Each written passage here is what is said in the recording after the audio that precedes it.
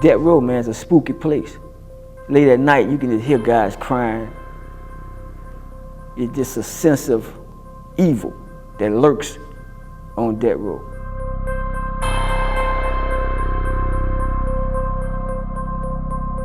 Two months after I got there, they killed a man named Derek Williams. He was in cell 16, I was in 19. And when they killed him, they made me move down to his cell, and that's, you know, it really hit. These fools are gonna kill me, dude.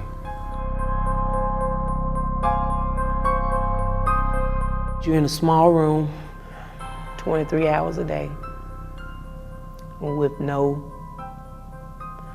it's just unreal.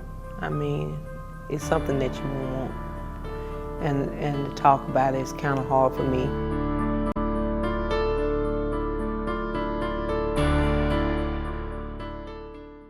From what I read and what I was told, they robbed him and shot him in his back.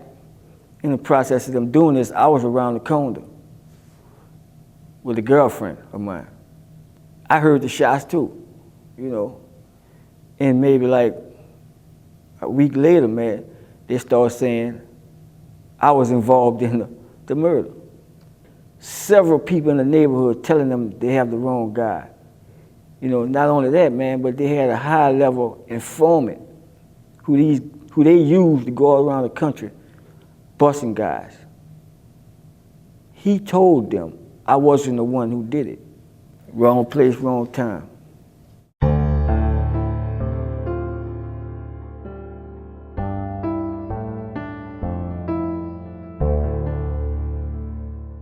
Well, I was convicted of capital murder in 1990.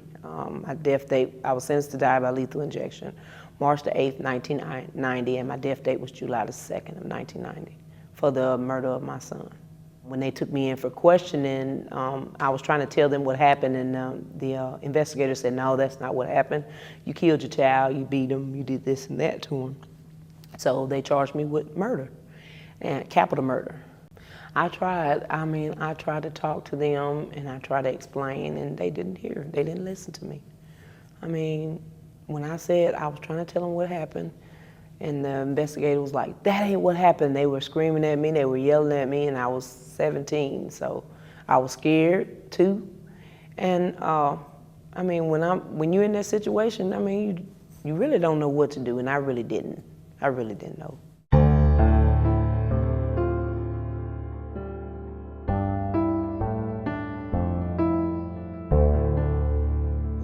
The crime that I was accused of, first of all, was she was a young black girl. She was an honor student, and it was an unsolved crime for 4 years. He said that we picked up this girl to smoke weed, and we drove around with her all day and went a couple places with her, and we went down to a park, and I just freaked out and started stabbing her. And the cops knew that wasn't true for a lot of reasons, and I think they didn't say, but I think, you know, part of it is because she was an honor student. It didn't matter what he did or what represented or anything. It could have been the Pope in my situation, and they would have convicted that man.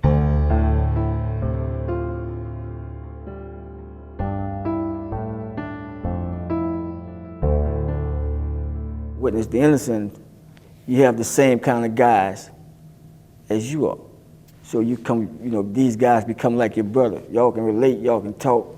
No one is judging you, getting together, hanging out, having fun, but at the same time, you still focus on your agenda, your mission. You know, and our mission is to abolish the death penalty, you know, and do good things in the community. I'm participating in Witness to Innocence because I feel like I can help others that might have the same problem I had in my case. And hopefully by me speaking out, we could change the system. So I've been alone for a long time, and to finally meet a whole group of people that are like me. You know, I don't have to worry about telling my story and people are gonna run out of the room or judge me or anything, because their response is to tell me their story. It's a huge, huge healing process for me this weekend. I mean, this is amazing for me. I don't even know how to put it into words, because it's beyond amazing. The feeling in my heart and inside my body is just finally, finally, man, I'm not alone. How can you or me as a human tell someone that they gonna live or somebody's gonna die? I don't think we have that right.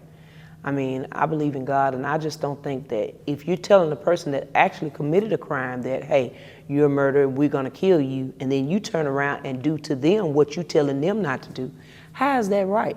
I don't understand that. As long as there is a human factor, which there always will be, we'll always have the opportunity to get it wrong. You know, I would ask people to look in your heart. Look in your heart. Get rid of it. Just drop the tough guy attitude and you know, really search your heart and think, is this right? Is this right? It's not. We supposed to be a lone superpower. We supposed to be this great country. You know, we dictate the way other countries live. You know what I'm saying? Russia don't even have a death penalty, man. South Africa don't have a death penalty. Why do the United States have to have one? We all want people to follow our lead. But where are we leading them to?